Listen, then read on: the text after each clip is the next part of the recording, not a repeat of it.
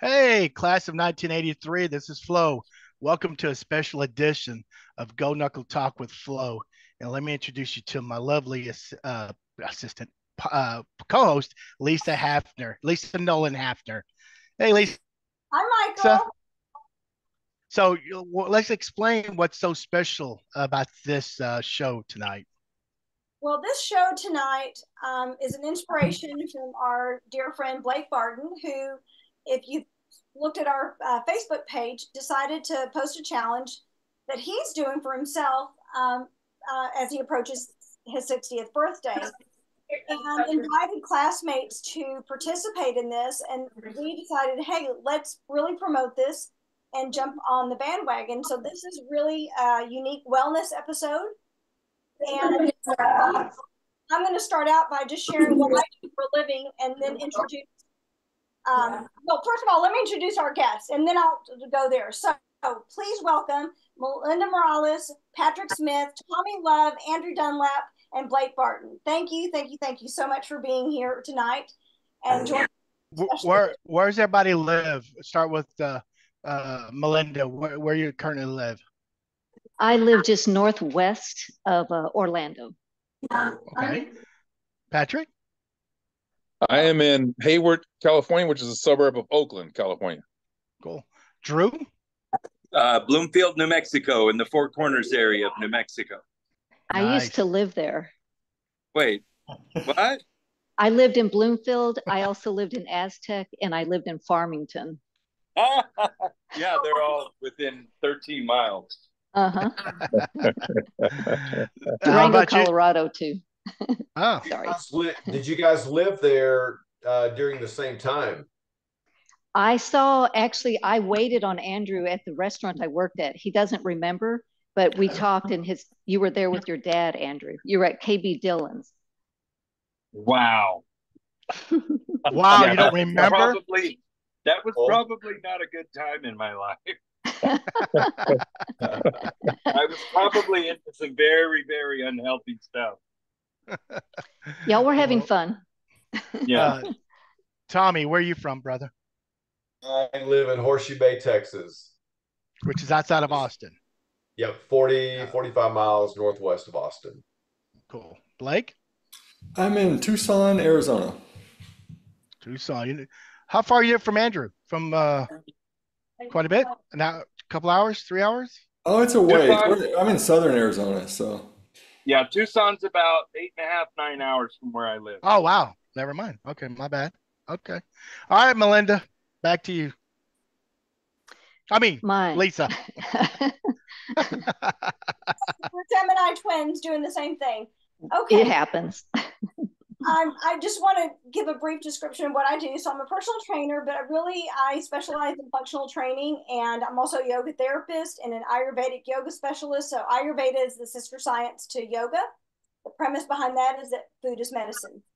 And I'm also a life coach. And the reason I chose this profession after a long career at South Carolina, I come from a long history of family health issues. I've had a lot of health issues. And I decided after a big scare when I was 26 to dedicate my life to learning as much as I could about the human body, the human mind, and how to get healthy and how to overcome, a propensity for some illnesses that you could overcome. And just as a testimony to me, diabetes runs in my family, as does heart disease. And I have lived a healthy lifestyle long enough that my internists have said that I have bypassed genetic markers at 59. Oh, nice. Good job. Beautiful, beautiful. Lifestyle and food can make a big difference in your life. And it is my sole mission in life and my purpose to inspire people to wellness. And so I want Melinda and Blake to also have that opportunity. And Melinda, I'm going to start with you of what you do and why you chose your profession. Hi, everybody. Yes, I own 2 yoga studios, and I love yoga, love all things yoga. Did not intend to get into yoga. I actually was a meditation teacher before I was a yoga teacher. And I started meditation when I was very young. At 14 years of age, I went to the local convent knocked on the door and said, I want to stay here for a while. I want to learn about prayer, want to learn about meditation. I want to learn about this spiritual life. And so I spent time there when I was 14, went back again when I was 16, and it wasn't quite the right fit. I didn't feel called by God either. I didn't feel like I had that magical calling, but it was always in my mind. I still prayed the rosary a lot. I went to church quite a bit.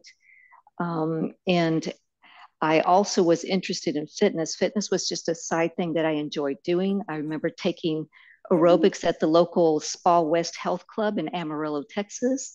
And then later on, I was able to teach. I taught at Western Merchandisers where I worked. So I started teaching high impact aerobics, and we wore leg warmers and neon and all kinds of fun stuff. Yes, I had all Olivia Newton-John, huh? Most Physical? definitely. Yes, let's get. Yes, I did all that, and so I love that. That was my fun thing to do, and I always had these side gigs. My main thing was accounting. I worked as an accountant and bookkeeper, but I had all these other parts of myself: meditation, prayer, and group exercise. I actually got into yoga because, as a lot of meditators, what happens is when we sit a lot in meditation for long periods of time, you can develop low back issues. And I started to develop back spasms. And so once I got on my feet again for a particularly bad back episode, I went to a chiropractor, went to a massage therapist, acupuncturist, and they would give me exercises that looked like yoga. And I thought, well, I'll just go practice yoga. So I started practicing yoga way back then, though, out in the New Mexico desert, out in Aztec, New Mexico. We used to, there weren't, DVDs, there weren't yoga studios everywhere. So I would get the Yoga Journal magazine and I would cut the little order form out and I would mail a check. I know most people don't know what a check is anymore, but I used to write these checks and I would mail that order off. And like 6 weeks later, this big clunky VHS tape used to come and I'd put that in my TV and it would have one yoga class that I would practice over and over and over. And I'd wear that one out and I'd order another one. And so I practiced probably my first 2 or 3 years like that. And my husband got hired with the major airlines and we moved to Charlotte, North Carolina. My sister had been practicing power yoga. She opened a studio. And so I got involved with yoga studio ownership. And that was back in 2000. So I've owned yoga studios for 24 years now. And I've been a yoga instructor for 23 years. And I've been practicing yoga for 30 years. But I've been practicing meditation much longer. So I'm really interested in the whole gamut, the body, the mind, the spirit, and the integration of that. And I'm so happy to share it with anybody that will give me 5 minutes. I will tell you over and over how great exercise is, how great yoga is. I think these days my biggest badge of honor is I am an ovarian cancer survivor, 2-year survivor. So I used all those techniques, everything. So I'm happy. The rest of it is gravy for me. I feel like every day is just such a blessing. Well, cool. That's awesome. Hey, let me tell a quick story if we get to Blake. 10 years ago, I tried yoga for the first time. I turned on YouTube, and this lady, her first move was she's standing straight up. She bent her head to her knee and left the other leg straight up. So head down, other leg straight up, and I was like, I'm done. Turned it off. Never tried it since. I was like, no way. There's no way. Anyway, Blake, Lisa, so tell us what you do and why you got into what you're doing. Well, I currently work as a meditation teacher. I teach a weekly meditation class, teaching people ways to relax, calm the mind, reduce stress. And I also, I'm a part-time director of the meditation center where I teach. So I do a lot of the administrative work, I do the website and all sorts of things like that. And so I think my fitness kind of wellness journey actually probably started as a kid. I remember my 11th birthday, I asked for a set of weights for my birthday.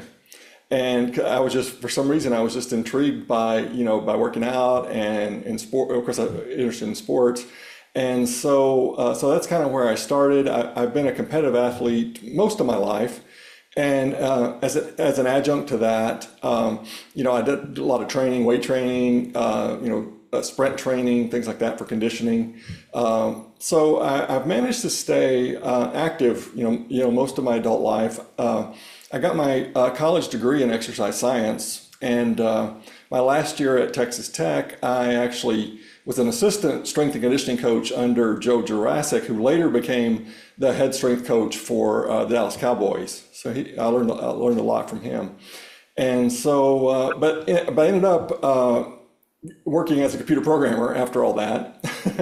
But then in about 2012, I was able to take an early retirement from that. And then I was able to pursue more of my interest, in meditation and sharing that with people, helping people.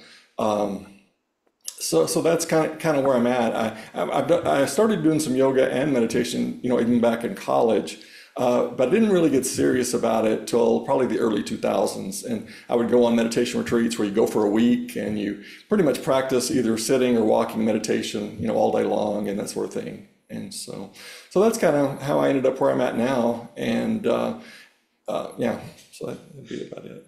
No, I heard a long time ago you wrote a software. Is that true, or is that just a rumor?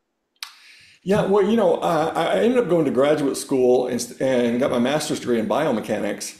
And when I was there, I started doing a lot of computer programming. And so I was actually I was working on writing some software to actually prescribe workouts. This was kind of early on, before AI became popular and all that, to help people. They could put in their fitness goals, and it would crank out regular workouts for them.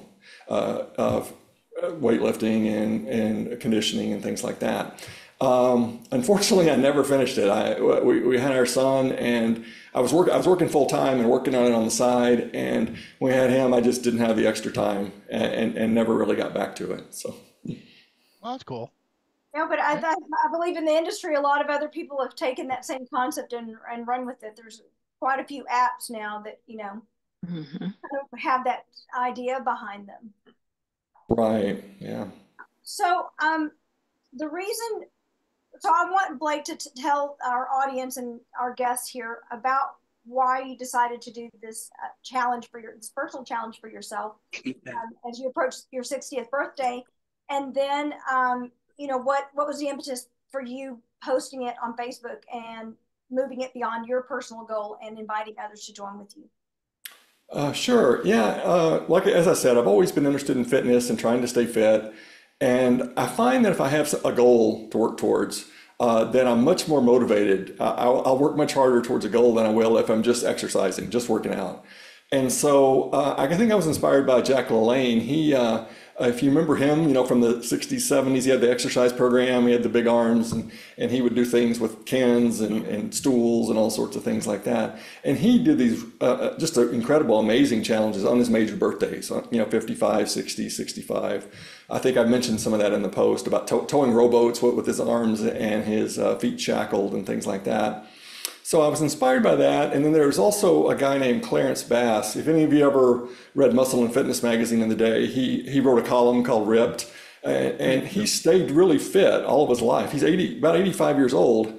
And on all of his major birthdays, he would post pictures of himself.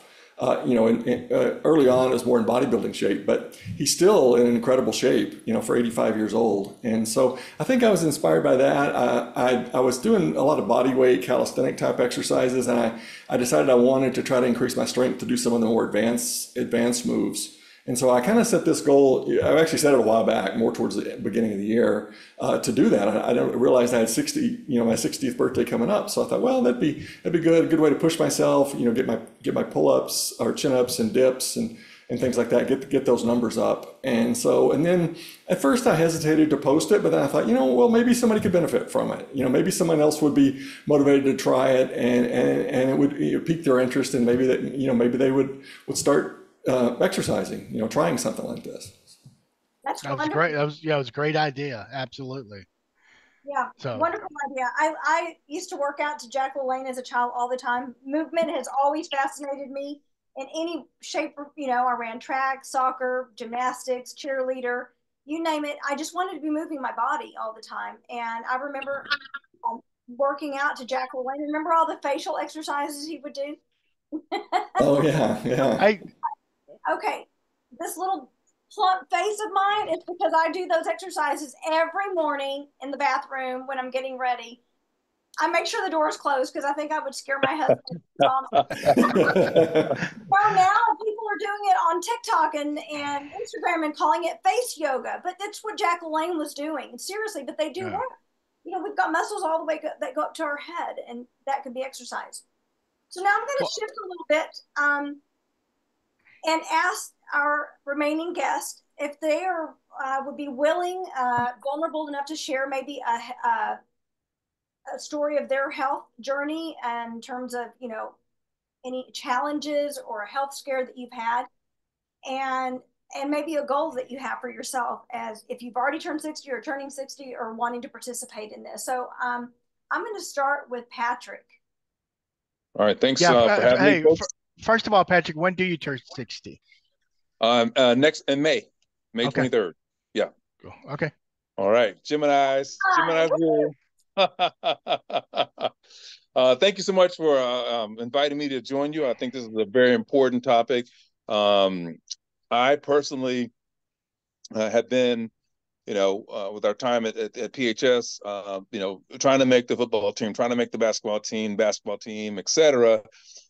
So working out was a part of that routine. And then when I went off to school, my buddies that I met there, they kind of teased me because all of my physical ed elective credits were track, flag football, basketball. So I was still trying to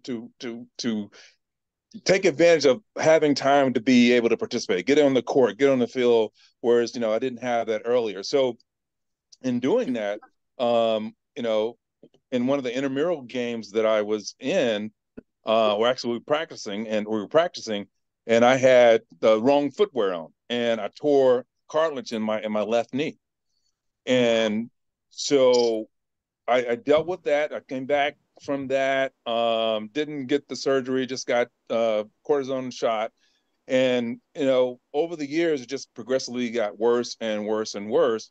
And for me, it became a challenge for me. I moved out. I had a surgery in Texas. Again, I don't think that went too well because I ended up having a total of I think it was 7 surgeries on my leg. Wow. Several attempts at meniscus repairs. One was a cartilage replacement, and then finally in 2014, I think it was 2015, I got with a surgeon out at Stanford, and he identified the underlying issue. The underlying issue is that I am slightly bow-legged, so that meant all of my pressure. I tore it's the lateral tear, so on the outside of the leg. So with when you go through an orthoscopic surgery, they want you on your feet, within 2 to 3 days to start, working that leg out again. Well, in my case, because of my deformity in my leg, they call that, bow-legged, I was immediately putting pressure on that area where they attempted to repair the cartilage. Mm-hmm. And so the doctor at Stanford identified that I had this deformity. And so they essentially sawed my femur in half and then took some material from my hip bone, stem cells, and let that bone re-heal and heal in a straight way. So all these years, this was, like I said, I think I did that, and I tore that originally in '86, and then in 2014, I finally found a solution. And so with that, where that led me down to this, I'm not super healthy as our professional, colleagues are in terms of that field. But what I had desired was all of these years I've been missing out on moving my body. I knew that was important. From my back problem, my hips were hurting me, my ankles were hurting me, because that chain there from your foot through to your hip is all going to be impacted when you have an injury there. So once we identified the underlying issue, got that resolved, it's been my I won't say my goal, but definitely something I've been attuned to in terms of like now I can work out. Now I can do leg lifts. Now I can do squats. Those things that I've missed out on. And with the pandemic, I haven't been in office since then. I sent us home, and I was getting up in the morning, cooking fried eggs, eating burritos at lunch, eating burritos. So it's like, we talk about what is the freshman 5, the freshman 10, or whatever. Well, I got the COVID 20, and I'm like, okay, this is not not a good look. So once we were able to get back out, I've started moving. So that's been my as far as like any other you know healthcare. My dad passed of cancer, so I'm on the lookout for that. My mom has high cholesterol, high blood pressure. She's had some heart work done. Thankfully, I'm blessed. I haven't had those challenges, but for me, it's been about, it's just when I take a break, if I take a break for too long, then I know, like, oh, my back's bothering me, my hips bother me. I need to move. So it's been just my joy in life to be able to move, and I'm really happy that I'm able to do that now. And then as far as the challenge, again, I understand we're working on naming that because that can be somewhat intimidating for folks. But I'm still high on our reunion and then being able to reconnect with classmates. So when some classmates now, you guys start talking about doing some cliff diving, I may pass on that. But anything my classmates now are bringing up, I'm like, yeah, I'm in with that, because I'm in with these guys. This is Plainview Strong, and I've been, it's like there's been some disconnect from that, but I'm like, I'm really into it. So when I saw that, and Michael and Lisa reached out about it, and Blake, thank you for kicking it off.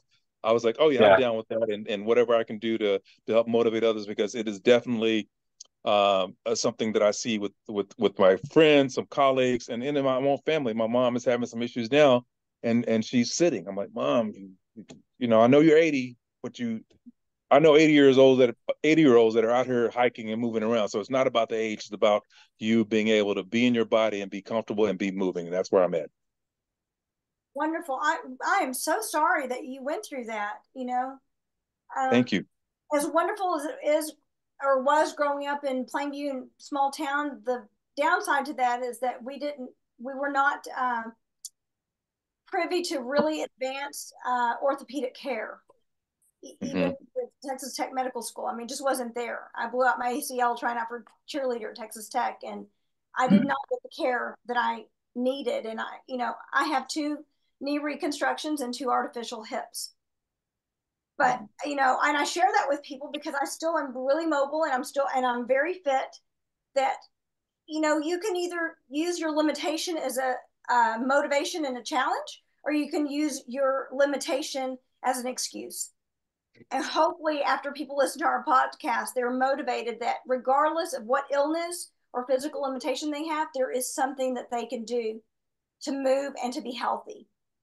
So with that said, Michael, I'm actually going to ask you to go next. Oh, okay. Well, I was pretty fit in high school because like Blake and Patrick and Andrew, and we all played sports, baseball, football, and basketball, and actually I continued that in my young adult. I played 25 years of softball. Started playing a lot of golf. I would still play basketball. I'll do flag football.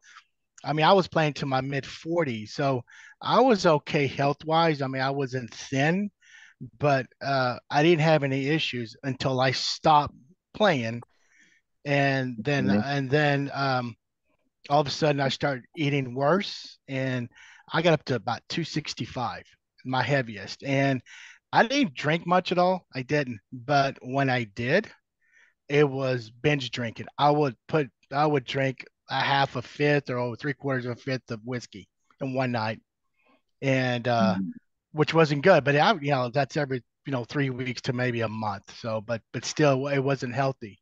While I was in San Antonio with my ex-wife, number two, we drank a lot that night. We took a lot of shots and a lot of beer.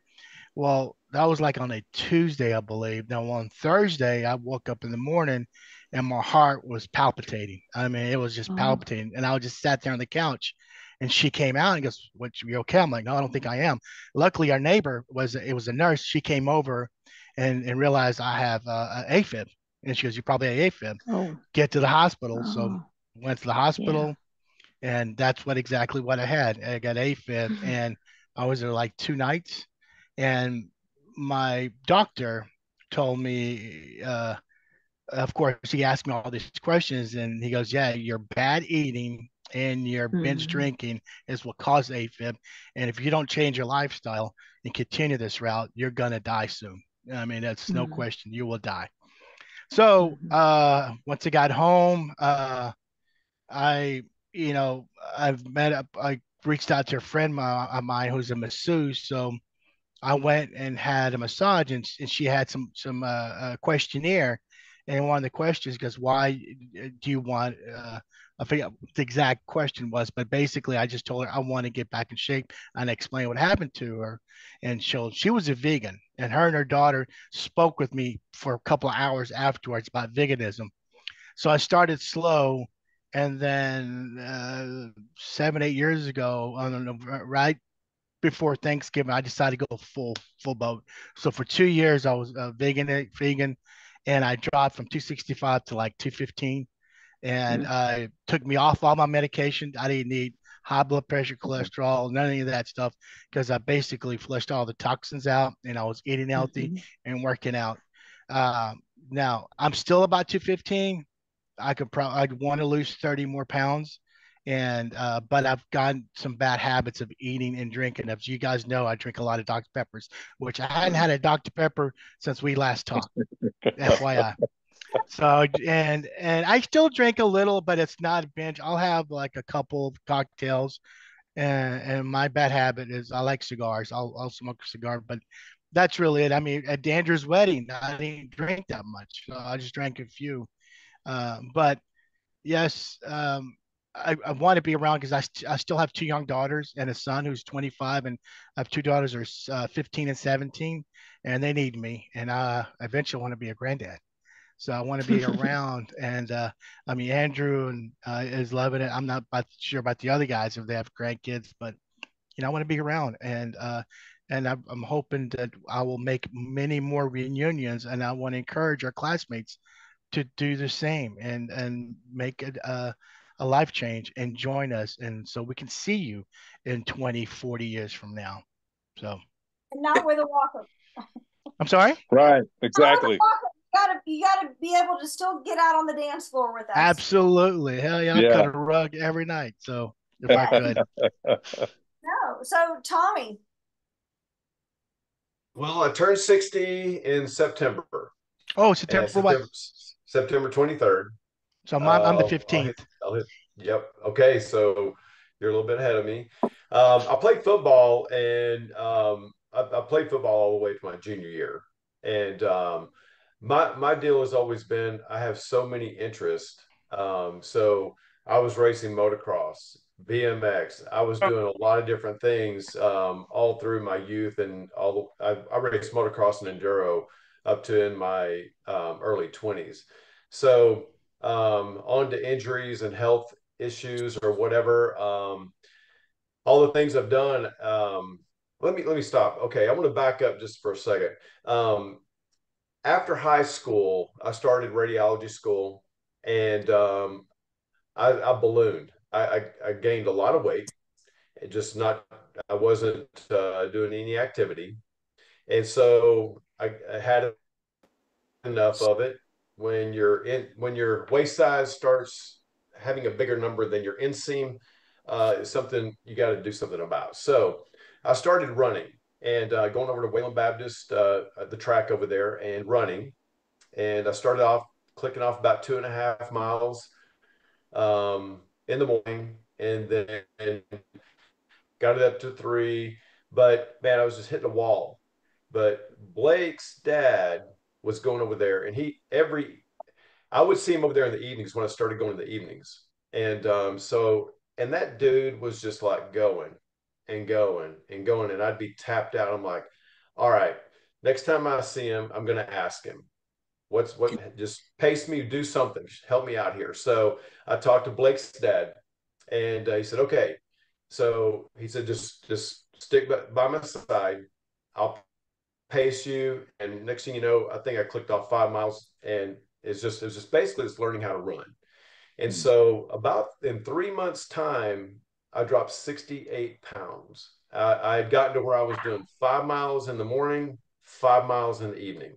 And I've always been active, and I've always been interested in um, weightlifting and things like that. So I dropped all this weight, and I was rail thin. I was, for my frame and my bony structure, I was I had no muscle in my chest, very little in my arms, but I was rail thin. I was a runner.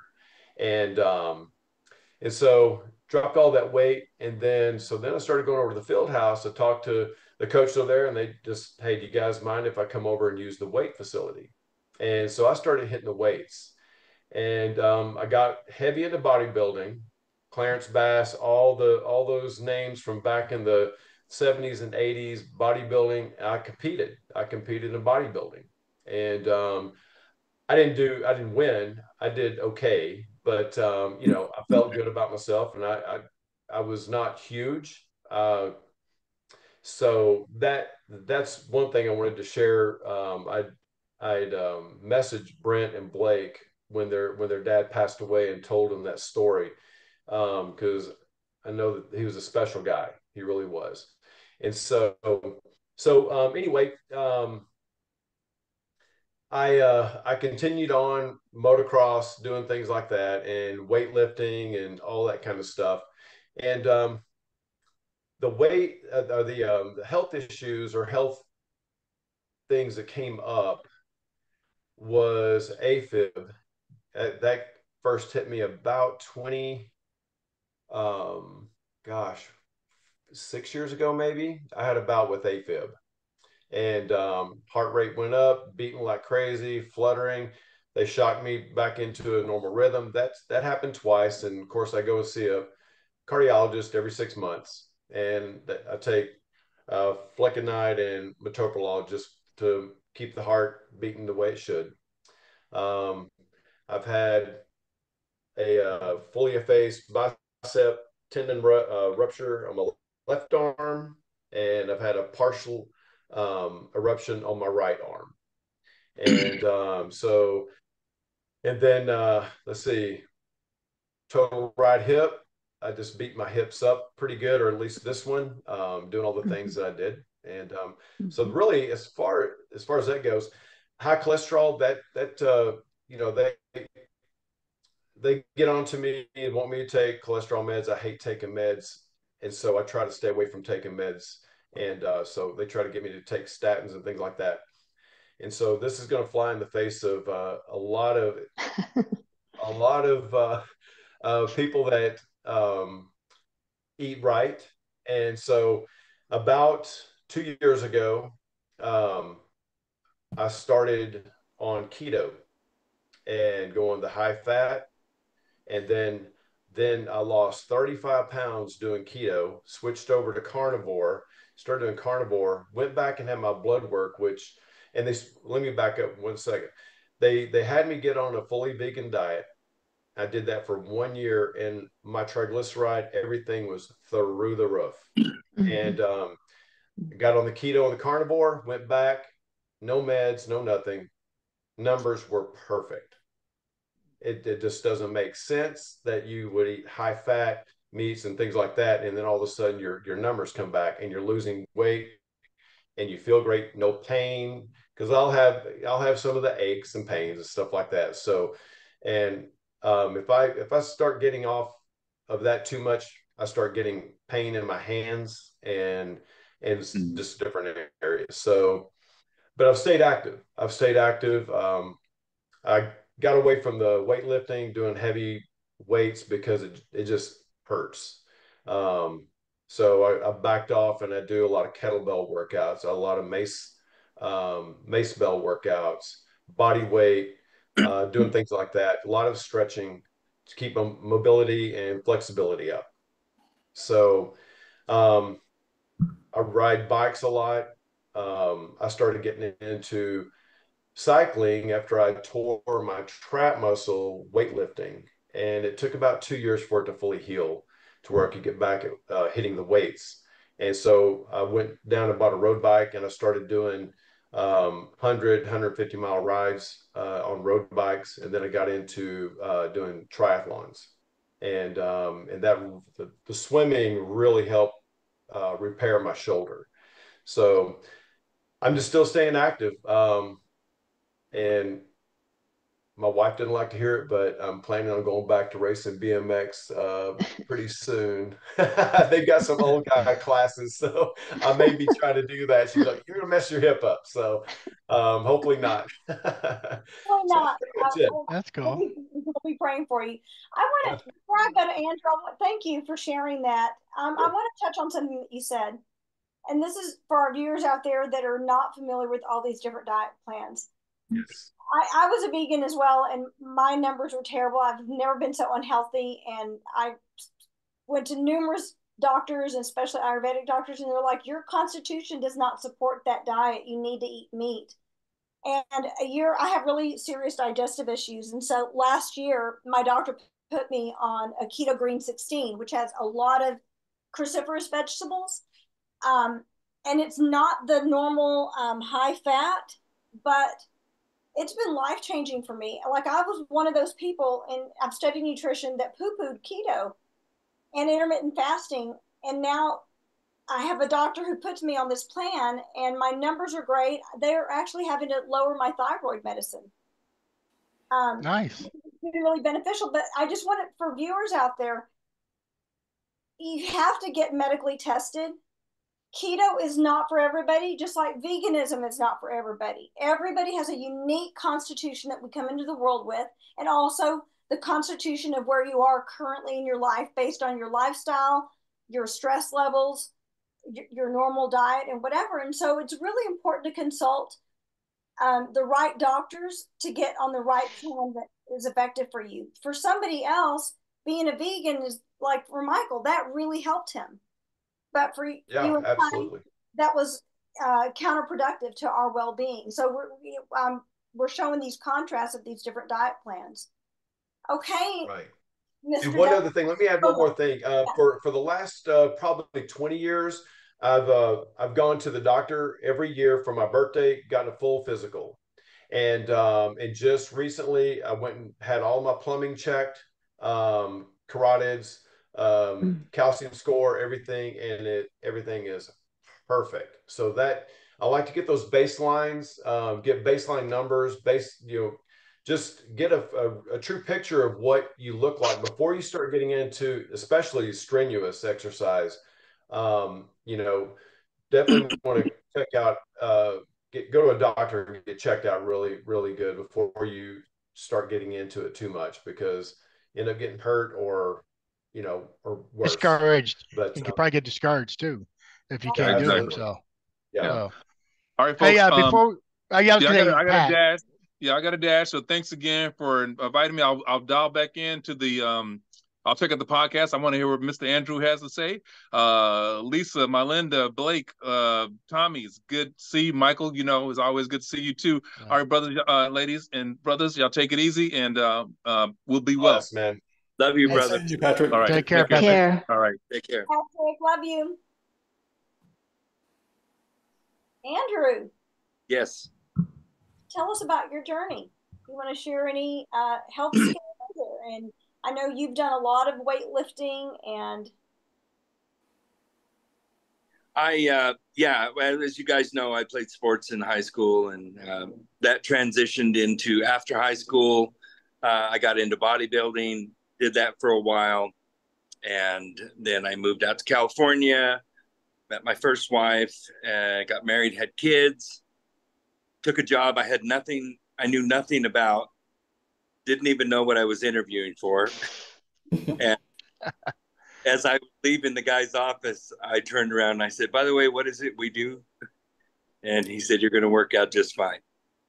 So 30 years later, I've been a plumber.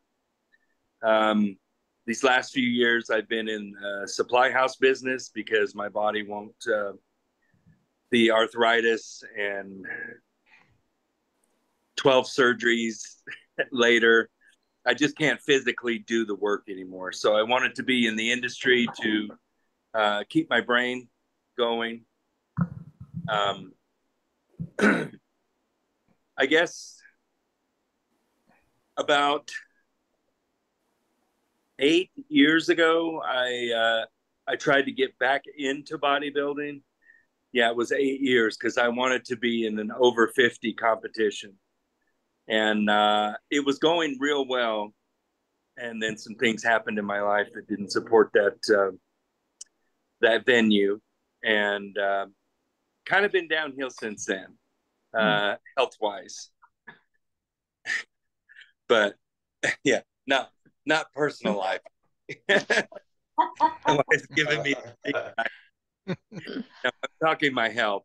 But I'm really glad that you brought this to everybody's attention because I am a person that needs outside motivation until I get into it. Then I can have that inward feeling of I'm going to do this. So one of my goals is I want to become more flexible. And I know you two are deeply into that. So I may be picking your brain. I just find it, when you have to lift your foot up in the shower to wash the bottom of your feet and it hurts, that's a point. I know I can't get back into the weights anymore because of the arthritis and I've had a total knee replacement, 3 surgeries before that, all that stuff. I just had cardio version done last Friday. It did not work for my AFib, so we're moving on to stage 2, whatever that might be. Yes, I would like to eat healthier, but I love cooking and I love cooking bad food. So hopefully that will change. I think I'm pretty much younger than all you guys. This August 3rd, I'll turn 59. So I've got a year to get to my stretching goals, and I'll be consulting you guys on what those should be. But I just feel that if I can get my body a little more limber and maybe introduce some more healthy food here and there, that maybe I can get back into the weightlifting because it's really dear to me. It makes me feel so good, and it brightens up everything. And that's for me. That's not for everybody, but so that's kind of where I'm at. Short and sweet. I think that's a wonderful goal. When I'm working with clients and I'm doing an assessment, I determine, do they need stability, mobility, or flexibility? And hopefully in a fitness program you have all three. If I'm working with an elderly person, I'm going to be focused on stability. We can't focus on the other things if you're not stable. And like in your case, your lack of mobility or your lack of flexibility is inhibiting your mobility, which is affecting your ability to do strength training, right? Right. And so, approaching, I think you have the right approach, to want to be more flexible because it's impeding your ability to do something that you really enjoy. And I think yeah, it's so daunting in the beginning because you sit on the floor and I sit in bed with my wife and we have dinner sometimes just right there in bed, and she's sitting up and bent over and eating normal, and I'm all in a weird position because I'm not flexible enough to do that. So that's kind of the things motivating me. But I want to be healthier. I have grandkids, and they're precious. I get to see them this weekend, so I'm super excited about that. Cool. Yeah, I got to be around for at least another 30 years. Exactly. You got to see. You got to be when. You got to see when I become a granddad. Yeah. Yeah, Yeah. my girls are too young. Hopefully, 10 years. But before we get into the physical part of it, I'm going to ask Lisa, Melinda, and Blake, how important is the mental aspect of getting healthy? In my opinion, I think it's healthier. I mean, I think you should do more of that first, uh, than the physical part of it. So I'll start with you, Blake. Is Can you explain the mental part of working out? So you're talking about more like motivation and that sort of thing. Or any, yeah, just mentally, how you know, to get people get started on it. You know what I mean, and stay disciplined. Because correct me if I'm wrong. I always tell people losing weight is easy. I'm sorry, you can pick some kind of fat and you can drop weight. The challenge is maintaining that weight loss for the rest of your life. And I think because you see a lot of people go up and down, up and down, up and down. People, and to me, it's like if you can find a great lifestyle and stay there. So anyway, Yeah, I would say, the mental factors are really important because you're not going to do the physical if your mind's not in the right place. So you have to find something that motivates you. A couple of you have talked about, being around for your grandkids. That might be it. Or maybe keeping your capabilities, as you get older. There's your lifespan is how long you live, but then there's your health span is how long you're reasonably healthy.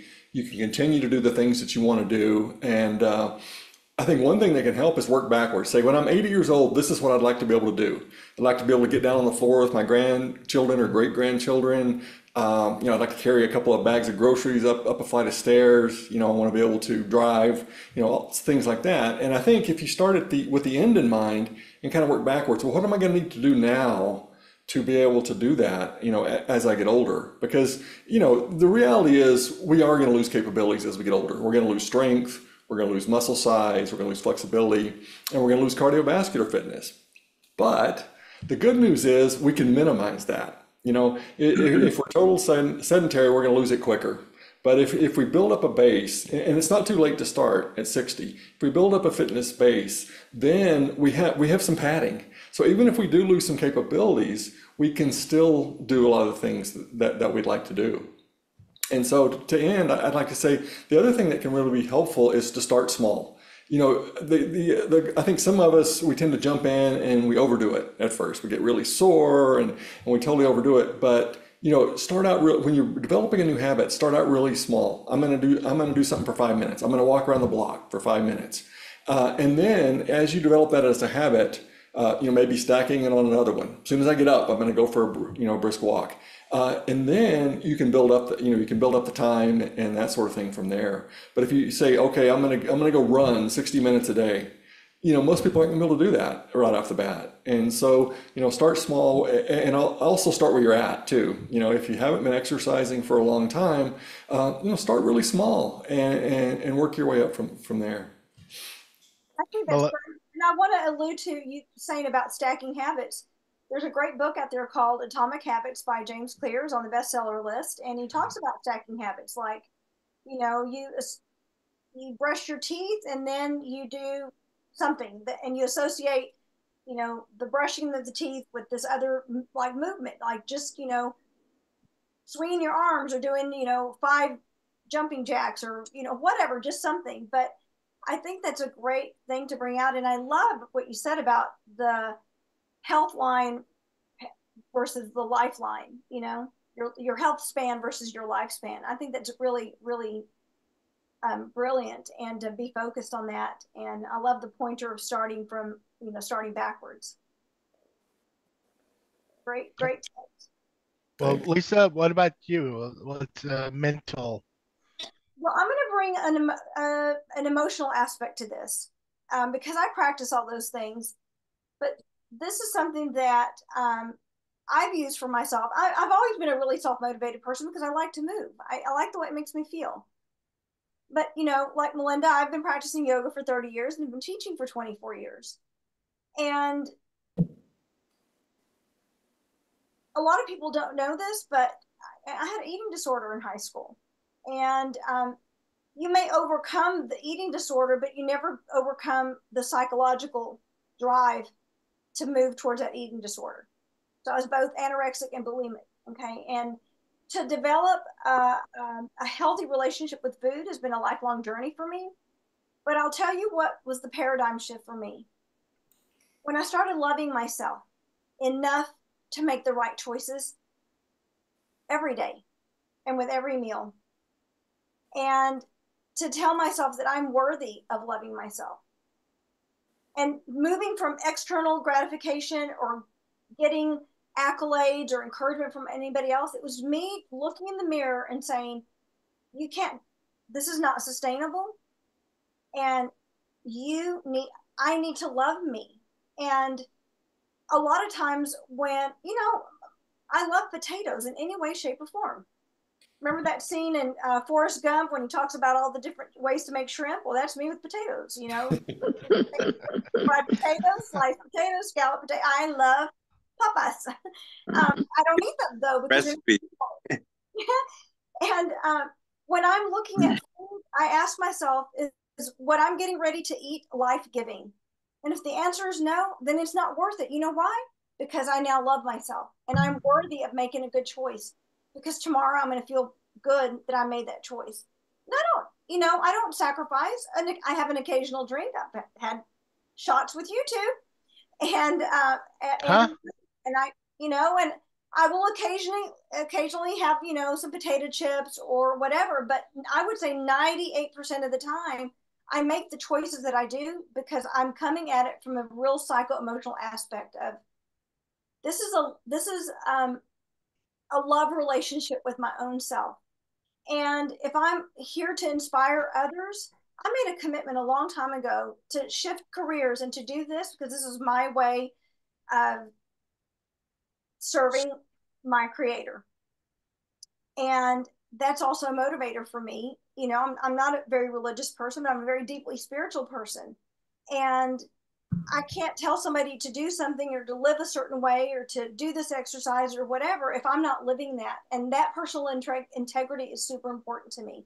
So that's also this mental aspect. I'm motivated myself because I need to continue to show up every day, not just for my clients. I need to show up for me. I need to show up for my husband. It's a commitment. Like he married me. I'm going to make a commitment to myself to be my best version of myself for as long as I can, as healthy as I can for him as well, and for my family. And so when I bring the emotional component, that is the biggest motivator for me. And for a lot of people, that helps them, if you punch people in the gut or stab them in the heart, that's going to be a greater motivator than this. Sometimes this is our worst enemy. Sometimes it's our best friend. And sometimes it's, creates this illusion. Melinda and I and Blake probably know all about Maya, right? Yeah. Yes. Illusion. So, this is home. This is home. And this is where I check in when I make those choices. And that's what motivates me. And so, yes, it's mental, but it's really deeply emotional. And that mind, body, spirit, that's where that really comes in for me. And I try very, very hard. I don't always succeed. I'm a furthest thing from perfect, but I try really hard to really live by that. Yeah. Cool. Sister? Nice. Yeah, thanks. Hey guys, I got to bow out here. Okay. Sorry, it's really good seeing all of you. You all look great, and we'll be in touch. Yes. Okay, thank you, Andrew. Great seeing you too. Take care, brother. See you, Tommy. Later on, bud.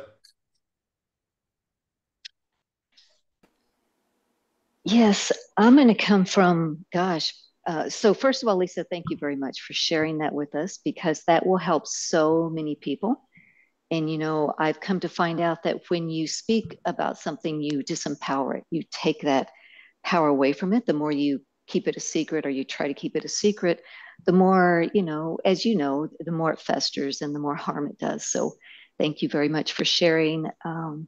So for me, yoga, health and fitness is some of all of that. I mean, when you work out, you do get happy hormones. So on a basic neurological level, when you work out, you feel better. If you work out long enough to where the endorphins are flowing. And so part of that is just getting beyond the initial discomfort, right?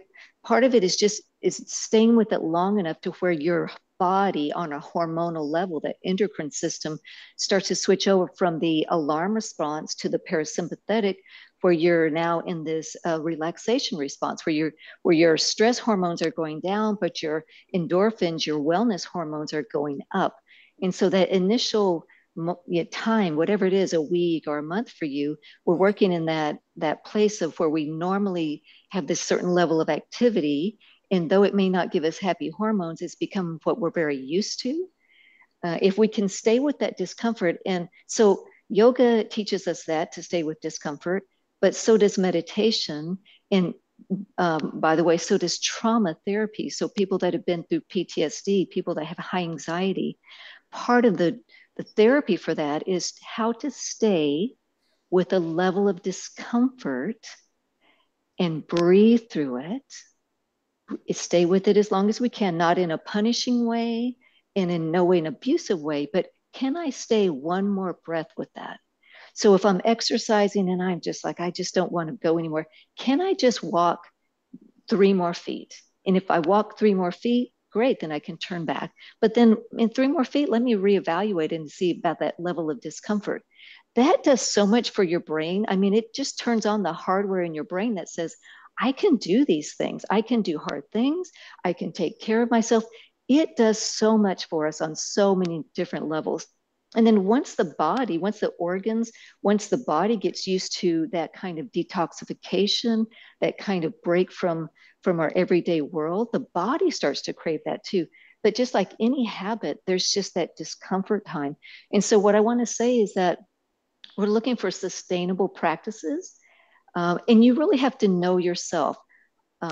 When I, in my own healing, when I work with people, it's really important to know your own psyche. So do I need a challenge? Like, do I need a challenge that's going to keep my feet to the fire, that's going to present something for me to look up to and a goal to set?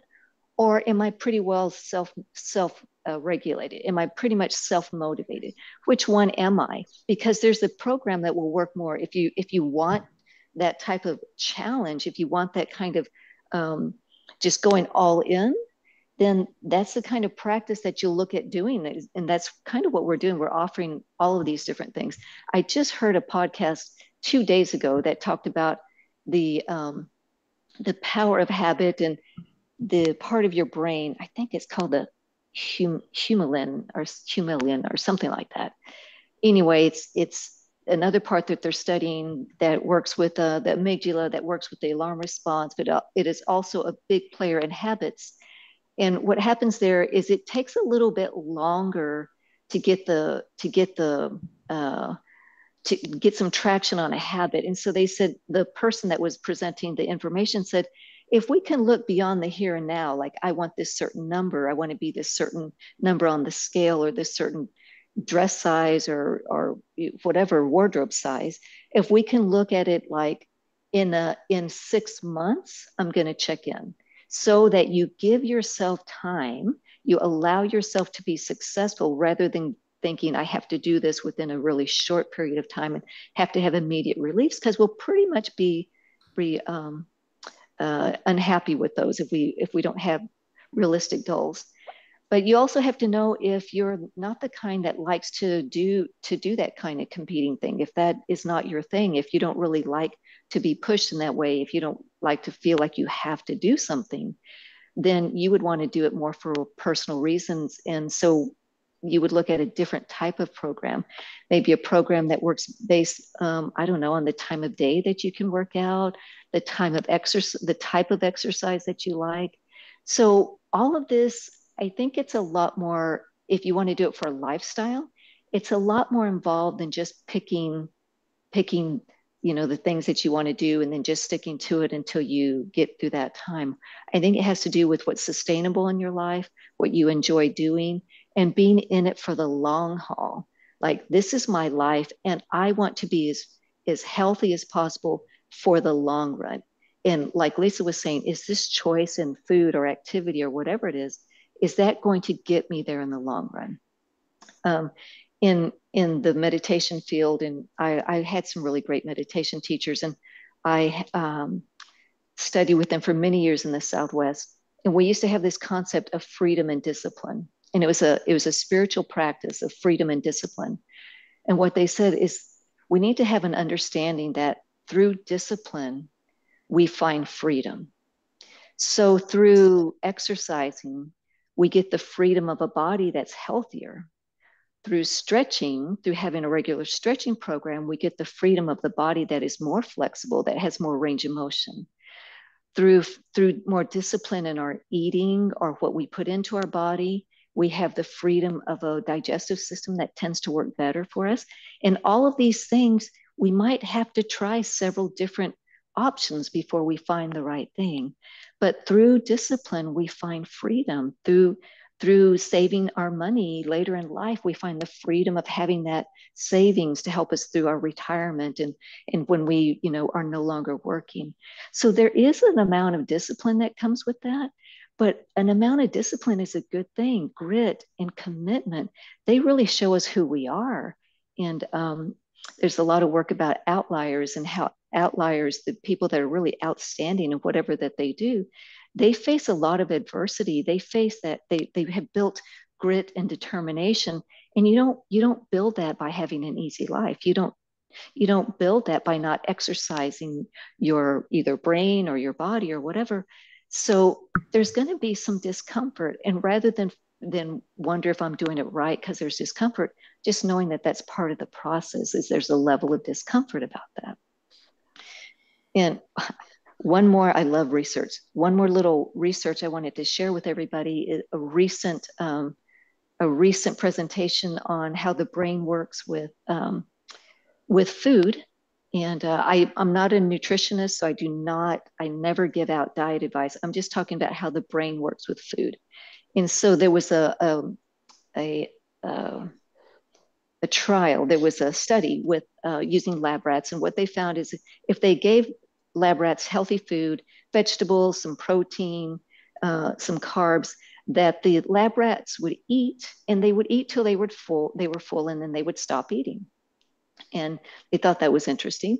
So then they started to feed all different kinds of stuff. And so they started to feed like bacon, sugary things, cheesecake, all the stuff that really gets our brain and our dopamine levels really high.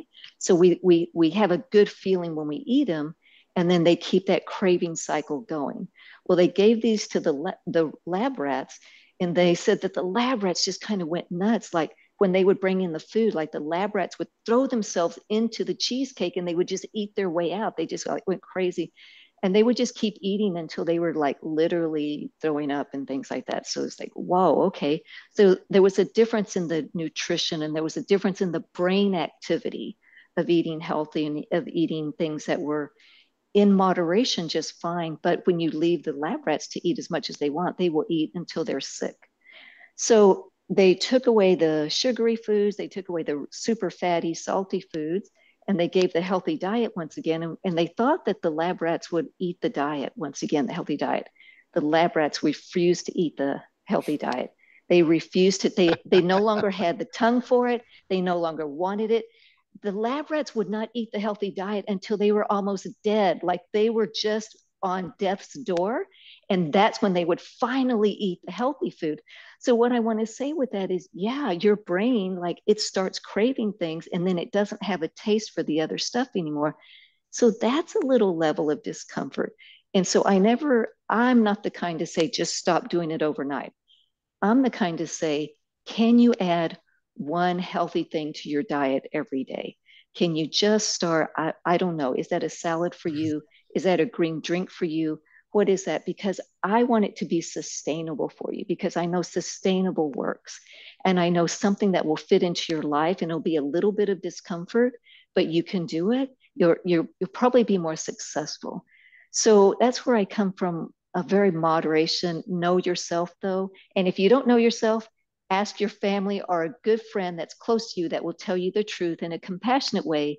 Am I all in person? Do I need to do it all at once? or am I a step-by-step person? And that will give you a big insight into what kind of program would probably work best for you. I think that's wonderful, Melinda. Good. I think that's a That's really good. important thing about knowing yourself. You know, as teachers, we have this concept of meeting our students where they are, right? But we need to meet our own selves where we are. And I think a lot of times people have these ambitious goals that, first of all, getting started is daunting, and then when they do start, it's really daunting because they haven't come up with a plan. They don't really know themselves. They don't look at this idea of sustainability. Can I sustain this for the long haul? I know a lot of people like lose X amount of weight or get into this level of fitness. And then as soon as they reach that fitness goal, they just start binge eating. And, you know, I've seen that so many times, but I love this idea of really knowing yourself. And I think that's a big Yeah. part of it. And then, What? no, go ahead. Go ahead. No, go, Lisa. Go ahead. No, I'm done. It's good. Oh, I like what Blake said earlier. And Melinda, you guys, take small steps. I mean, when I got into veganism, my masseuse and a daughter told me right at the beginning, don't try to go 100%. You're gonna fail. You're gonna fail, because like Melinda says, add something here, and at the same time, take away something. If you love bacon, 1 week for get rid of bacon, and you could but eat a hamburger, and I did that. I did that for like 6 months, and then and I was to the point I was like I was 60%, and that's when right before Thanksgiving, I went 100%. So yes, it's really important for people who haven't done anything to improve themselves to start slow, and that way you will achieve your goal at the end. Wonderful. So let's move forward and talk about this thing that we don't want to call a challenge. Well, we're definitely going to call it 60 second at 60, but I want to throw in celebration, because if someone's working on Yeah. a goal to do something for 60 seconds, being a plank, push-ups, jumping jacks, a tree pose, whatever it may be. I mean, they're going to have burpees. They're going to have to work towards that goal of 60 seconds. And if they make it, hey, it's a celebration. So, but if anyone else can bring any other suggestions, I'm open for it, guys. I love celebration. I think that's a wonderful thing. I'd like to have that energy instead of, we're going to do something that's really hard. Let's celebrate that we're all still here, right? We're here. We're 60. My mom did not make it to this age. I'm excited to be here myself. I've been through a lot with my health the last 2 years. So I like the celebration aspect, celebrating 60. Mm-hmm. I think we should make it a hashtag too. Hey, why not? Hashtag Yeah.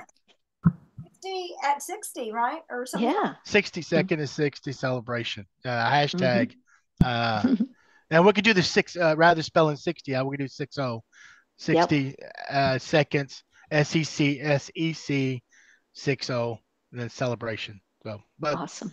what are your thoughts, Blake? I think that sounds good. Yeah, I mean, I realize that not everyone will be drawn to challenge. I mean, for me it works, but not everyone's going to be drawn to that. Yeah. So, Well, I want to talk. Go ahead, Blake. I'm sorry. I guess people could read the description. They see celebration, they're not exactly going to know what it is, but I guess if they read the description, they'll see kind of what it is. And then definitely when they listen to this podcast, I want to address some of the people that posted on your on that post, like that. Some of them have some severe injuries. So they're not able to do the challenge you first mentioned, which I don't want to discourage anyone from doing what you want to do. If they want to run a marathon when they're 60, then do it. Do it. But I mean, the ones are like me, who it's going to be tough. Doing something for 60 seconds is an accomplishment for me. But a few of them had knee injuries. I mean, really bad knees. So what can they do to overcome that, or what kind of exercise can they do that won't involve like legs? I'll start with Lisa. Okay, so we want to make this accessible to everyone. There are going to be people who decide to do this celebration who have greater physical capacities. And that's wonderful. Wonderful. This is not a competition. I want to be very clear. This is not a competition. Okay, we want people to participate as a means of motivating you to do something and to move you towards you beginning your journey towards wellness and healing and health and all that stuff. And also to just have a good time. So if you have mobility issues, you can simply sit in a chair and hold your hands out like this and just lift your knees up, you know, like you're marching in place, but you're sitting down. You could do it like that. If you wanted to do a plank, but you can't get on the floor, you can use a chair and put your hands on the chair to do a plank. You can, for 60 seconds, sit down and punch or make arm circles or reaches. It's any kind of mobility. You can, if you do have a little bit more mobility, you can just do stand and sits. It doesn't have to be something really outrageous hard like pull-ups that Blake's going to do, you know, chin-ups. That is a goal of mine, by the way. I've been working with the elastic band, you know, standing in a band to give myself just a little bit of umph. But this is, again, going back to what Melinda said about knowing yourself. Don't let your physical limitations prevent you from participating in this. I'll email with Blake and Melinda, and we'll actually come up with a list of exercises and description that we can post on our Class of 83 Facebook page. And then also feel free to reach out to any of us. We can give you some ideas for exercises, and we'll go through tonight talking about some, like I said, just sitting and marching in place, or, you know, moving some part of your body. Don't make it hard. You can, you know, stand on one foot. It doesn't even have to be full tree pose. Just balance on one foot if you are able to do that. Make it fun. Make it fun. But there are plenty of exercises that are very accessible for those who are mobility challenged. Mm-hmm. If you have upper body injuries, you do a lower body exercise. If you have lower body injuries, you can do an upper body exercise. You can stand next to a wall and do wall push-ups that are not so load bearing on your shoulders and scapula and, you know, your neck and shoulders. Guys, you have any other ideas? Oh gosh, yes. I love chair yoga, chair tai chi, chair aerobics. I really like chair yoga, and it can be really it can be challenging. I mean, the chair can be super challenging. Like you can get into some poses that you just cannot get into otherwise, and that chair is helpful. Or it can also be very gentle. So gosh, when I broke my leg, I did everything in the chair, and I would do my aerobics. I would go for a walk in my chair, and I had my watch on that was recording my heart rate, and my heart rate would go up and things like that. So just about any kind of activity, you can also do it in a chair or laying down. And I'm happy, as all of us here are, to help you find adaptations. There's almost so many there. But I just encourage people to move. So the adaptation, you can stand at a wall, you can sit against a wall, you can sit in a chair, you can sit on the floor if you're able to get up and down off the floor. I just think there's just so many different ways. In yoga, we're always doing that. Like we're always bringing the pose to the person rather than the person to the pose. So that's kind of what we do. That's what I get all excited about anyway. You know, what I've been hearing and what I do for a living, I manage a team, and I'm always I'm in construction, so I'm always looking at blueprints. I read an email, so I'm in my chair all day, all day, and I'm hearing that type of lifestyle, sitting in the chair, is like smoking.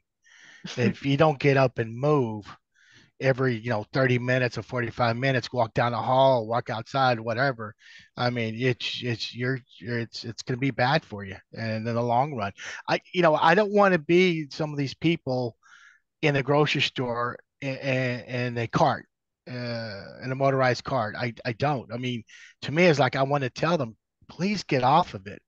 Yeah, you're dying slowly. Get up and walk, and that would help you. And so that's my big goal. I don't want to do that. So, but anyway, I have people that have been so ill that they literally can't get up and walk. And you know what I have them do? Sitting or lying down, doing a lot of muscle. I time them. Okay, for 1 minute, you're gonna contract your butt and then release, contract and release, or do these isometric, like tighten everything. You're still engaging your muscles, but you don't have to stand up for it. And it's still an activity that is, you're engaging all of your connective tissue. And it's in helping your bones too, because that contraction is squeezing your bones. So there's a will, there's a way is kind of, my idea. Anything can be adapted to where you are. Anything, any exercise can be adapted. This morning I taught some clients and they're approaching 70 and we did lat pull down. I happen to still have all my equipment. This is a band lat pull down. And this is an easy band. I have a really hard band and you can make it harder like this, but it's still an exercise and I'm engaging my muscles. I don't have to be using a lat machine. I had them lie down and put the thing around their feet and do supine bicep curls. And they were like, wow, that's so much harder than doing it standing up. And there's no weight. I mean, this band builds muscle.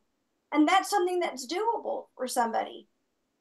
So, like I said, where there's a will, there's a way, and there's always an adaptation to any exercise.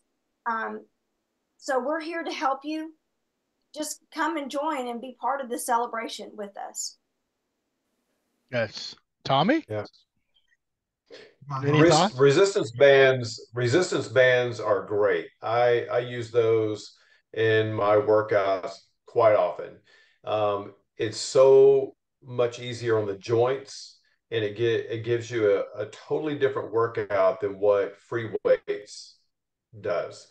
And really basically, it's your relationship with food, and really important, just having a healthy relationship with food, and then just working towards a healthier lifestyle all the way around. Just make the choice to do it and stick with it. And really that's it. And once you get there and set the small goals like y'all were talking about, just achieve those small goals, just keep moving in the right direction. But yeah, it feels great. When you work out, I mean, the sense of accomplishment, and then just how your body feels mentally, mental clarity that you get from it, it's great all the way around. Don't be afraid of it. Yeah. Yeah, absolutely. I mean, I'm like you, Tommy. I lift weights too when I was young, and now I posted I have osteoarthritis. If I try to lift, I mean, it's gonna be bone to bone on my shoulders, and for the Yeah. next several days, I'm not gonna be able to move. So my weightlifting days are over with, like you and Andrew. So Yep. it's more our cardio for me and eating healthy. So, well, guys, so let's go over the key points of what we talked about tonight, and I'll start with Blake. If you can bring up some key points to motivate people to get started, and you mentioned start small, but I'll let you add in one or two others. Yeah, I would say definitely start small. Know where you're at, start where you're at. Don't try to do something that's too ambitious. And and I think you can adapt. I mean, like Lisa and Melinda said, there's so many different options of things you could do, even if you've got some physical limitations. So, I would encourage people to keep moving, because the more we keep moving, the more we're likely to keep moving be able to keep moving in the future. So. Okay, Melinda. Yes, I would say I definitely agree that, and Michael, you mentioned this, that when you stop exercising, that's actually when you really start to experience pain. So if we can just continue to move daily, whatever it is, walk around the house or walk in your chair for a certain amount of time. I highly suggest that, but I'll go back to knowing yourself. We run a challenge, a commitment to our health at my studios twice a year. And some people really like the challenge aspect, like I'm going to do 30 days, I'm going to do 45 days. We have some people that do 50 days, 50 classes in 30 days because that's their personality. They like that. There's other people they come almost every day. So they're like, I come every day, so I'll participate in the challenge. So it's not a big deal. And then there's other people that get a buddy system. So they go with their friends. So there's what feels best for you. That's what's going to be sustainable. So yeah, get a buddy if that would be helpful, an accountability person, somebody that will support you. And maybe if you were going to skip a day, then you have that buddy and you won't skip. Or if y'all skip, at least you'll skip together and have some fun there. So know yourself, know your personality, and we want to work on sustainability so that we do this for the long haul beyond this time when we turn 60. So let's let 60 be that turning point. From there on, we'll just stay active, and whatever that is for us, whether it's active in a chair, active, walking or running or biking or whatever that is. But find something sustainable. Start with something that is your personality that you enjoy doing, and we'll try to provide a lot of different suggestions along the way, and reach out to us if you have any questions or you'd like some advice. You made a good suggestion. Reach out to another classmate or two. Work together. Set goals for each other. Push each other. I mean, I like that. So, guys, don't be afraid to reach out. Get your lazy ass off the couch and let's do something together and push each other. So that's a very good, great suggestion, Melinda. Lisa. I agree with everything that Blake and Melinda said too. And I'm going to just say, pick something that you think you're going to enjoy. Have fun. Make it fun. Don't make this be a chore. Don't make it, obviously, when we start any type of new physical program, there is discomfort. And I love what you said earlier about, can you sit with the discomfort? Just be a witness to it. I like to tell my people in chair pose, nobody's ever died doing chair pose. You just think you are. You just think you're dying, but you're not really dying. Not really dying. Just be a witness. What doesn't break you makes you stronger. And so, show you your own self what you're made of and what you're capable of. But by George, have fun. When I come home from work every day, when I'm cooking, music is on and I'm dancing. I love to dance. And if you want to dance and that's your challenge, yay, bring it on. I'll be your dance partner. I love it. Talk about some really fast feel good hormones. Dancing will do that for you. And so that, if you want to learn a new dance step. Last year I had a client who is in his 70s and his daughter was getting married and he wanted to learn how to shuffle dance because he was seeing all these videos on TikTok of these young people. And so by George, I learned that dance and I taught him and his wife how to do that. We had so much fun. I love that. There's this is one of our future shows, Lisa. There's a group out of Plainview called the Fun Bunch. They meet once or twice during the week and they dance in Plainview, probably at the VFW, I think. But anyway, it's like 20. When they first started, it looked like there was like 10. Now it's like 20 or 25 of them. And these people in their 60s, 70s, I mean, they're up there in age. And Geraldine is one who told me that since she started doing that, it's brought more joy to her and her husband's life. I mean, I'm not saying it wasn't bad, but it just an addition. And I'm like watching these people. I'm like, good for them, good for them. So, yeah, dancing is definitely a good way to live happy life and burn some calories.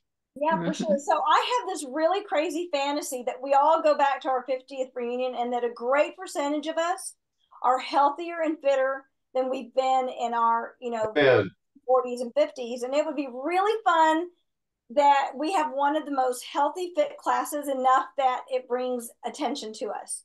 Nice. This group effort, and here we are 10 years later with the sustained effort, and we all show up to our 50th class reunion just totally rocking it. Like that's my fantasy. So come on, everybody. All right. Shit, I we'll be second that. 68. We'll be 67 and 68. Wow. Ooh, wow. It's only a number, only a number. That's Time's true. going to pass by anyway. Absolutely. Yeah. So, Well, guys, because remember last week I said, you know, my client who just recently passed away, up until the week before he died, at 98, he was still doing push-ups and burpees and lunges and lifting weights. Mm-hmm. And when I met him 12 years earlier, he was ready to go into a nursing home. And I said, not on my watch, you're not. And he didn't. He still lived at home. He still took his girlfriend dancing, and he still drove at 98. Wow. That's awesome. Yeah. That's awesome. Well, guys, thank you for coming on the show tonight, and hopefully we'll encourage our classmates to accept this and join us and have a little fun doing it. And so if I would like to ask one of you guys, Melinda or Lisa or Blake, if when I post this video, if you guys want to write the description or a post, you know, for for our Facebook page, please. My grammar sucks. It's horrendous. Oh, So no. if you guys can put some nice terminology in there, email it to me or text it to me, and when I post a video, I'll add the description or the verbiage. Sure. Blake, do you mind doing it, or Melinda? One of you guys, you want to do it, Why Melinda? don't we all I'll submit something and just take whichever ones you like, Okay. but I'll do something. Yeah. Well, I could start an email with us with you three, Sure. and then we can you guys can add or subtract whatever. So Sure. how does that sound? Sounds good. Yeah, sounds good. So Tommy, you and I got a lot of work to do, brother. But you're way ahead of me, man. You look great. I mean, you look great last year, and you're I'm way going ahead every of me, day, man. man. Good. I'm trying to move every day. That's good. So, yeah, I like to go back to my starched jeans, my 30 waist. Well, maybe 32. I'm 34 right now. Believe it or not, I'm a 34 waist, tight 34 waist, and but I definitely want to. I want to be here for a long time for my kids and for all my family and friends. So, same here. And well, so any parting words, real quick? Parting words. My parting Sorry, words, Lisa, go ahead. I want to really thank Blake for really being the inspiration for this show and for posting that on our Facebook page, and really just for this idea. I mean, what an inspiring thing to do for yourself, and you know, to encourage us to get involved. When I saw that post, I just was doing a happy dance. I was so stoked. And I'm like, oh, hell yes, I am participating. Well, it's my pleasure. It's my pleasure, and I'm glad it can be helpful to somebody. So. That's wonderful. Well, so one thing we forgot, how are we going to do this? Blake, we mentioned do it once a month, reminding people for every person that turns 60 for that month. But then you mentioned maybe we should do it 2 deadlines or 3. I mean, how do we want to do the celebration? Yeah, I think the thought that came up for me is if if everybody just does it on their birthday, that we might lose momentum. It'll be all scattered over the next year. That maybe we just pick a couple of deadlines, one in the fall and one in the spring, and then everybody participates at the same time, and they can post their videos and things like that. And we can kind of build a buzz up around it and hopefully keep that momentum going, during that time period. Yeah. So I think if you turn 60 in 2024, then maybe your goal is for the fall one. If you turn 60 in 2025, then maybe that's when you do it. Or, whenever. But I like that idea of having the deadlines. And then also, I guess when people get ready, so when we have that deadline, are we going to have them video themselves and post it on our Facebook page? Is that how we're going to?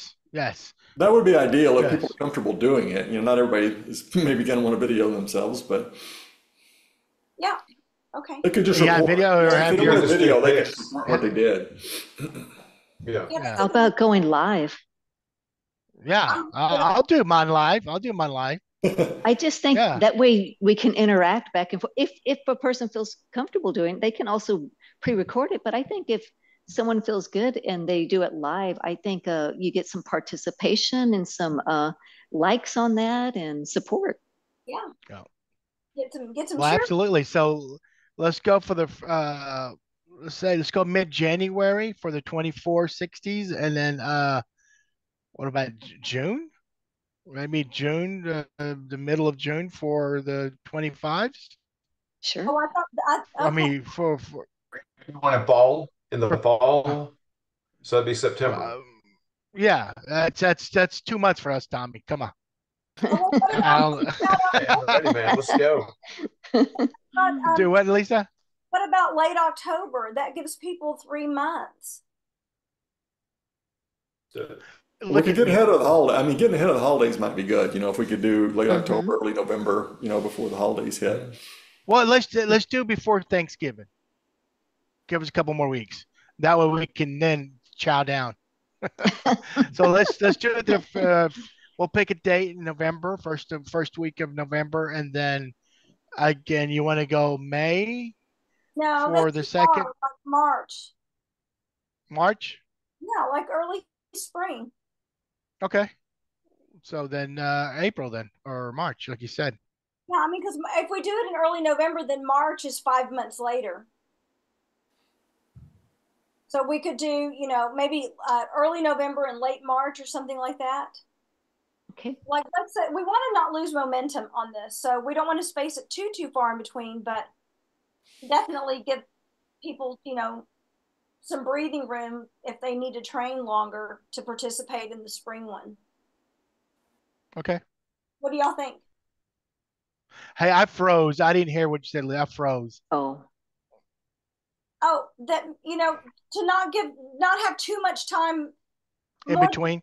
yeah, in between. Not more than 6 months in between because Okay.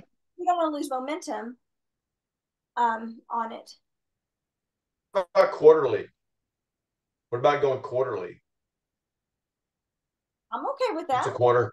Yeah, that could work. Yeah, do Yeah. it once a quarter. Yeah. We might have more participation offering it to do it like that. So we're July 23rd. So let's go with October then. You want to do it's still about the same. Yeah. do October. That's 3 months, and then what is it? January, and then April, and then one more time. Mm-hmm. July. Okay, let's do that. Let's set the first goal for like mid-October. Mid-October. Give me an extra month. Can we do it October after October 22nd, please? No, no. Well, actually, no. Yeah, we I'll be could out we of the could. country. Yeah. Well, let's do the. Hold on. We could do Let's any see. time in that quarter. October, Yeah. November is a quarter, so we could do any time in that quarter. Yeah, that's fine. Yeah. So let's go ahead and say October. October. In October that people Yeah. post their challenge. Let's go October 28th. That's a Monday. October 28th. Okay. We'll start there. Good. And hopefully everybody would do it that day or the few days after that. So, all right, guys, you hear that? October 28th. Yeah, the first quarter of the 60 babies, and that's Tommy, myself, Micah Weeks, Scarlett Landry. I think the Walker twins are September babies, and then I don't know October, November. So anyway, So we're saying that your birthday has to be in that quarter to participate, or do we just want to let anybody participate in any quarter? yeah, okay, doesn't matter, whatever. Anybody that can participate. Yeah, if you want to get it out of the way, then That's get it good. out of the way. Yeah. Okay. Yeah. Well, people could do it every quarter if they wanted to. Yeah. Why Yeah. not? Yeah. Why not? Yeah, that's a great idea, Blake. Because Short We goals. could do something for 60 seconds, and the next quarter I'll do something else for 60 seconds, or maybe I'll add, you can add 2 minutes or whatever. Yeah, I like that. So let's do that. Cool. First one's October 28th. Cool. Sounds good. Mm-hmm. All right, guys. Well, thanks again. Yeah, And thank you. I'll send an email in the morning to y'all three, and then let's get the description written up, and that way I can post it on here. Cool. Wonderful. Thank you, everyone. I appreciate it. It was so nice to see you all again. You Nice too. too. Take See care. y'all. Tommy, take care, Tommy. Hey, All right, be careful. guys. Hey, be Bye. careful on that BMX. All right, man. Take care. I'll let you know. Hey, Bye, Tommy. Bye. Bye-bye.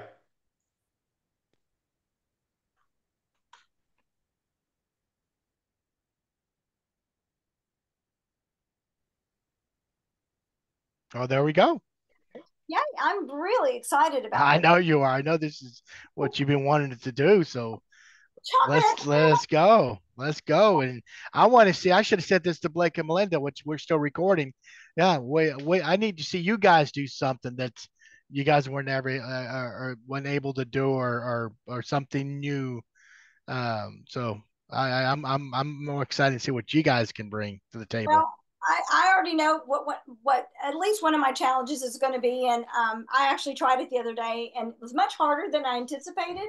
And I did time myself. I had to try it twice, but I did it, and it was very hard. And I think, okay, well, I can do this. I can do this. Cool. Well, All righty. Well, all right. Well, we'll talk after the recording.